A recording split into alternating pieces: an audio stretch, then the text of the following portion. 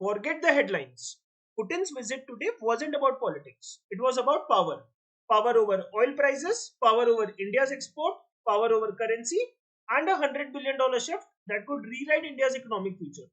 And the truth, most people have no idea what actually happened today. But you will in the next few minutes. So everyone think today's India-Russia summit was about meetings, hugs, handshakes, and military talks. But the real story is deeper. Today was about rewiring India's money flow, energy security, export markets, defense pipelines, and currency power. And I would explain it in a way no headline did. So let's start with the number no one can ignore, the $100 billion. That's the new India Russia trade target. But here is the twist. This time, it is not about India buying more oil. It is about India selling pharma, agriculture, machinery, textiles, engineering, IT. For the first time, Russia wants India as a supplier, not just a customer. And that changes everything.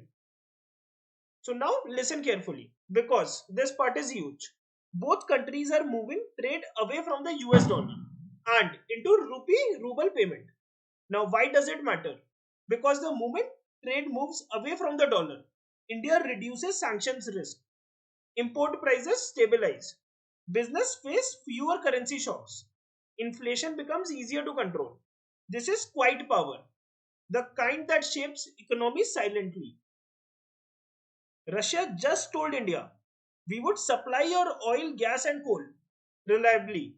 This means lower pressure on fuel prices, lower transportation cost, lower inflation, stronger market stability, better long term SIP outcomes. Cheap energy is the oxygen of a growing economy. India just secured more of it. Now, here is where investors should really pay attention.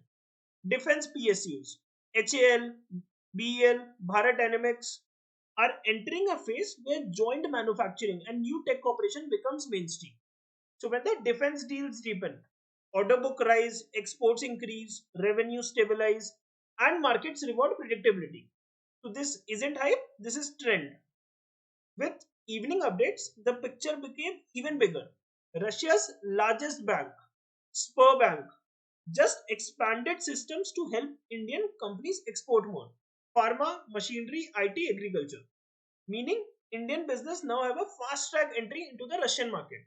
And India announced a free 30-day e-visas for Russians. So tourism, business, people, money, all will flow faster. Now, the real question, how does this hit your wallet? Here is the simple truth. So fuel stays stable, that means the inflation will stay stable. Once the rupee becomes stronger, import becomes predictable. Once the exports rise, Indian companies earn more. Once the defense deals deepen, PSU stocks get long term visibility. And with the macro stability happening in, your SIPs and long term investments benefit. So, this visit wasn't about geopolitics, it was about the future of India's economic engine. So today's summit didn't change headlines, it changed trajectories. And if you understand these big shifts before the rest of the world, you become a smarter investor, a smarter citizen, and someone who sees the world before others do. If you want more deep, clear, and honest breakdowns like this, hit like, subscribe, and share this video with someone who deserves the truth behind the headlines. Thank you.